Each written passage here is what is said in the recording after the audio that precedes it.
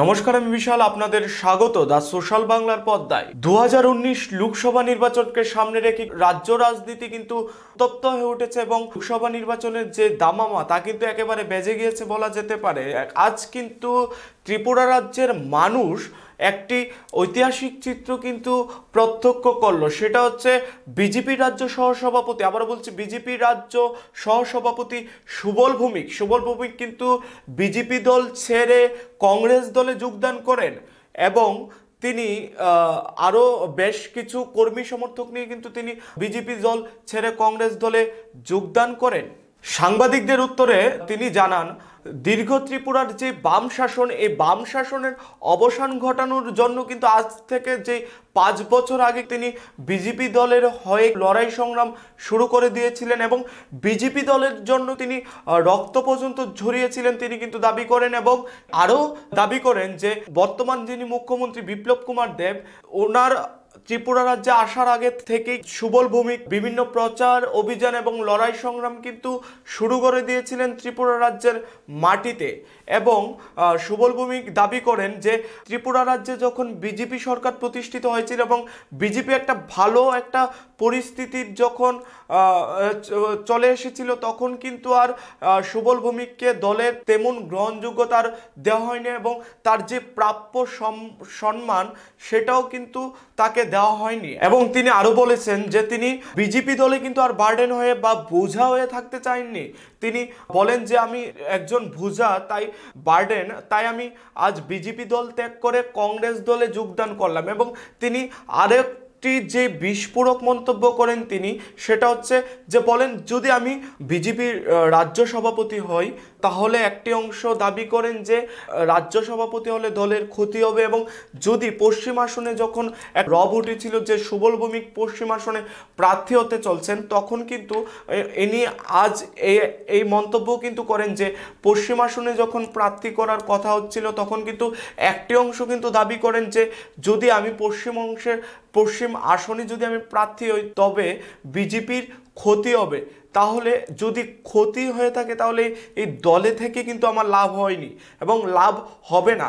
তাই তিনি কিন্তু আজ বিজেপি দল ত্যাগ করে কিন্তু আজ কংগ্রেস দলে যোগদান করেন এবং তিনি দাবি করেন আগামী বেশ কিছুদিন এর মধ্যে তিনি বিজেপি দলের ভাঙ্গন ধরিয়ে তিনি কংগ্রেস দলে কিন্তু অনেক বিজেপি কর্মী নেতৃত্বকে কংগ্রেস দলে যোগদান করাবেন। এটা কিন্তু একটা বিজেপি দলের কাছে একটা বিশাল চ্যালেঞ্জ হয়ে কিন্তু দাঁড়িয়েছে এবং লোকসভা নির্বাচনের আগে কিন্তু বিজেপি দল একটা ব্যাকফুটে চলে গেছে বলা যেতে পারে, কারণ সুবল ভৌমিক বিজেপি দলের একজন হেভিওয়েট নেতা, ওনার খুব জনপ্রিয়তা রয়েছে বলে আমরা জানি। একটা ঐতিহাসিক যে মুহূর্তে আমাদের এই রাজ্যের কৃষ্টি সংস্কৃতি, আমাদের যে ঘরানা স্বাধীনতার পর থেকে এ রাজ্য সবসময় এখানকার মানুষ কংগ্রেসকে আপন করে নিয়েছিল। আমিও দীর্ঘ 35 বছর ছাত্র জীবন থেকে কংগ্রেসের সঙ্গে সর্বক্ষণের কর্মী হিসাবে কাজ করেছি। গত 5 বছর আগে আমি ভারতীয় জনতা পার্টিতে যোগদান করেছিলাম। 5 বছরে আমার একটা নতুন অভিজ্ঞতা হয়েছে এবং কমিউনিস্ট পার্টিকে ক্ষমতা থেকে উৎখাত করার জন্য সেই দিন সেই পরিস্থিতিতে আমরা ভারতীয় জনতা পার্টিতে যোগদান করেছি। আমি এবং সঙ্গে অনেক বিধায়কও ছিলেন, পরবর্তী সময়ে অনেকে বিরোধী দলনেতা ছিলেন বিধানসভার, যে কমিউনিস্ট পার্টি দীর্ঘ শাসন, মানুষের নাবিশ্বাস উঠে গেছে, পরিবর্তন করতে হবে।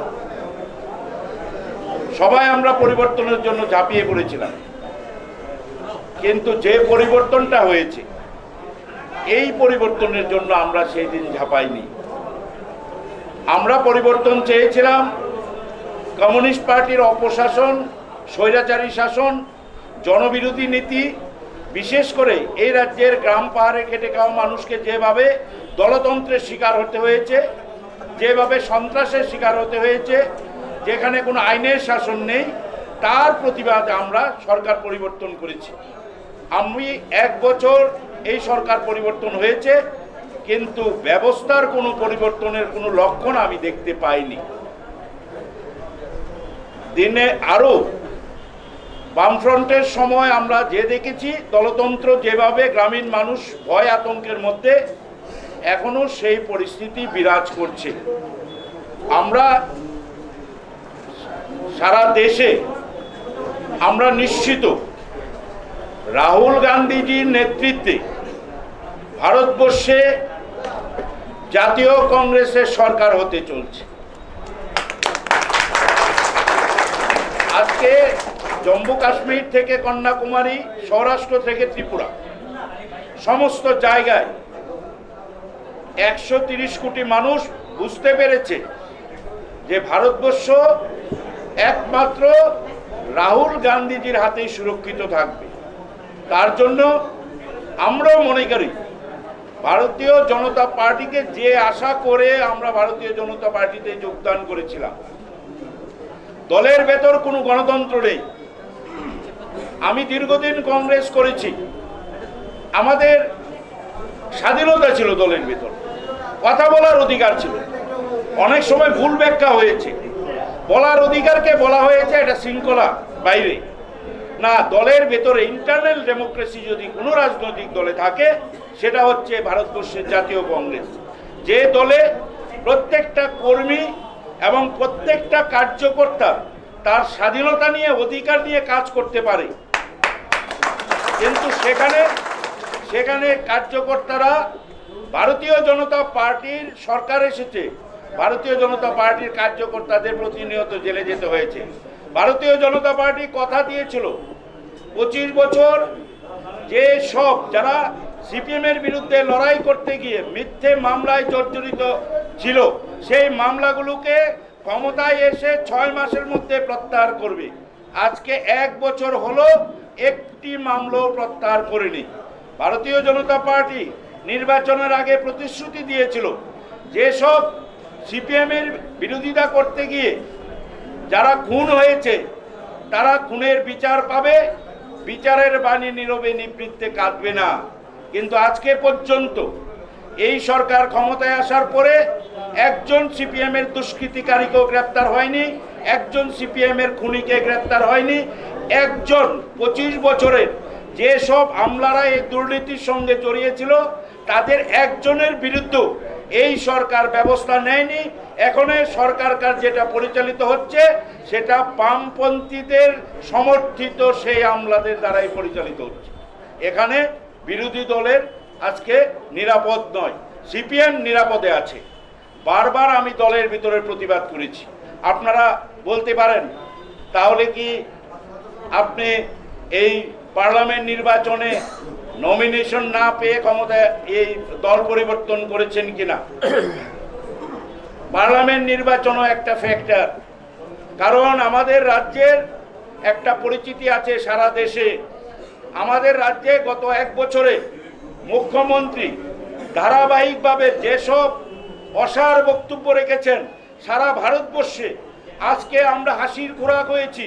আমরা ভারতবর্ষের যেখানে যাই সেখানে গিয়ে ফেস করতে পারি না, ত্রিপুরা বলে কথা বলতে পারি না। এমনভাবে মুখ্যমন্ত্রী একটার পর একটা হাস্যকর বক্তব্য রেখেছেন যার কোনো বাস্তবতা নেই। তাই লোকসভাতেও ভারতীয় জনতা পার্টির হয়ে আমরা চেয়েছিলাম সেখানে এমন ব্যক্তি না যাক যাতে আবার আরেকজন লোকসভার সদস্য গিয়ে দিল্লিতে গিয়ে এই ত্রিপুরাকে আবার একটা হাসির খোরাকে তৈরি করা হোক। যার জন্য বলতে এটাও আমার একটা ইস্যু, আমি বারবার প্রতিবাদ করেছি।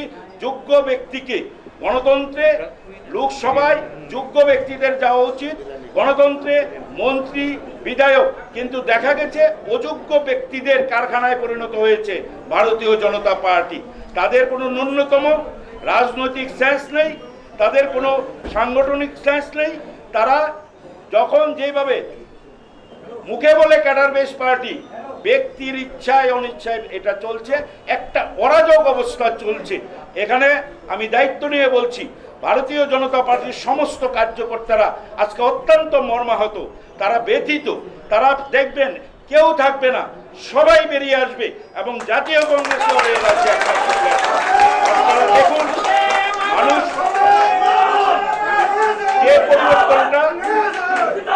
যে পরিবর্তনটা মানুষ চেয়েছে, সেই পরিবর্তনটা ভারতীয় জনতা পার্টি দিতে পারেনি। সেই পরিবর্তনটা একমাত্র ভারতের জাতীয় কংগ্রেস দেবে এই রাজ্যের মানুষকে। আজকে মহারাজ এসছেন, আমি উৎসাহিত হয়েছি, আরো বেশি উৎসাহিত হয়েছে। আমাদের প্রবীণ নেতৃত্ব সমীর রঞ্জন বর্মন যখন এসছেন, উৎসাহিত হয়েছি। এখানে দুজন প্রবীণ নেতৃত্ব আছেন আমার, যার হাত ধরে আমি রাজনীতি করেছি, গোপাল রায় আর বিরোধিতার সঙ্গে আমি ছাত্র জীবন থেকে যুব কংগ্রেস করেছি, ছাত্র কংগ্রেস করেছি। আমাকে নিয়ে বহুবার 83 সাল, 82 সাল, 84 সাল, আজ থেকে 35 বছর আগে দিল্লিতে নিয়ে গেছে। আমরা তখন থেকে আমরা সর্বক্ষণ এই রাজ্যে একজন কর্মী, ন্যূনতম সম্মান মর্যাদা আমি পাইনি। প্রদেশ সভাপতি বিজেপির হবে, যদি সুবল ভৌমিক সভাপতি হয়ে যায় তাহলে সরকারটা নাকি 7 দিনের মধ্যে পড়ে যাবে। সরকার রক্ত দিয়েছে, আমি বিজেপি করে রক্ত জড়িয়েছে এই মাসে, আর আমার জন্য সরকার পড়ে যাবে? আমি নাকি লোকসভায় দাঁড়ালে সরকারটা পড়ে যাবে, অধিকাংশ নাকি মন্ত্রী চলে যাবে। তাহলে আমি বার্ডেন হয়ে কেন থাকবো? আমি এই সরকারের শুভাকাঙ্ক্ষী, অনেক কষ্টের ফলে সরকার এসছে, সরকারটা থাকুক, আমি বার্ডেনটা না হয় কংগ্রেস এই বার্ডেনটা নিয়েছে এই রাজ্যের মানুষের স্বার্থে, আমি বার্ডেন হয়ে গেলাম। আপনারা দেখেছেন বিজেপি করতে গিয়ে আমার রক্ত ঝরেছে। আজকের দিনে আমি ঘরে ফিরে এসেছি, আমার অভিভাবকরা আজকে এখানে সবাই আছেন, বিরোজিৎ বাবু, গোপাল বাবু, সমীরদার পুত্রর মতো আমরা অনেক অন্যায় করেছি, অনেক কিছু করেছি, কিন্তু ওরা আমাদেরকে বারবার ক্ষমা করে দিয়েছে। কিন্তু এই রাজনৈতিক দল আমাদের সম্মান সব কিছু কেড়ে নিয়েছে। আমি তাই আজকের দিনে, এটা আমার রাজনৈতিক জীবনে একটা এই সিদ্ধান্ত নিতে অনেক কষ্ট হয়েছে। সকালবেলায় দিল্লির সমস্ত নেতৃত্ব আমাকে ফোন করেছে, বলেছে একবার শুধু, আমি বলেছি না, আমি কমিটমেন্ট করেছি এই রাজ্যের মানুষের সঙ্গে তোমরা প্রতারণা করেছো, তোমরা কথার খেলাপ করেছো, মিথ্যে কথা প্রতিনিয়ত বলছো 90% নাকি ম্যানিফেস্টোতে যে বলেছো সব নাকি তোমরা পালন করেছো, তোমরা 5% পালন করোনি। তোমরা কেন মিথ্যে কথা বলছো? মিথ্যে রাজনীতির সঙ্গে আমরা নেই। প্রতিবাদ করে আজকে বেরিয়ে এসে এই আমাদের সভাপতি প্রদ্যুৎ কিশোর দেববর্মার নেতৃত্বে কংগ্রেসকে শক্তিশালী করতে, আমি একজন সাধারণ কর্মী হিসাবে কংগ্রেসের সঙ্গে বাকি জীবনটা আমি থাকতে চাই এবং কংগ্রেসের কাজ করতে চাই, কংগ্রেসের সভাপতি। যে জিনিসটা আমরা লক্ষ্য করতে পারছি, উনি যখন কংগ্রেস দলে যোগদান করেন তখন কিন্তু কংগ্রেস কর্মী সমর্থকদের মধ্যেও কিন্তু একটা উচ্ছ্বাস লক্ষ্য করা যাচ্ছিল। এখন মূল বক্তব্য যেটা এবং মূল যেই একটা রব উঠে গেছে সেটা হচ্ছে আগামী যেই লোকসভা নির্বাচন, এই নির্বাচনে কিন্তু পশ্চিম ত্রিপুরা আসনে কংগ্রেস থেকে লড়াই করতে পারেন কিন্তু সুবল ভৌমিক।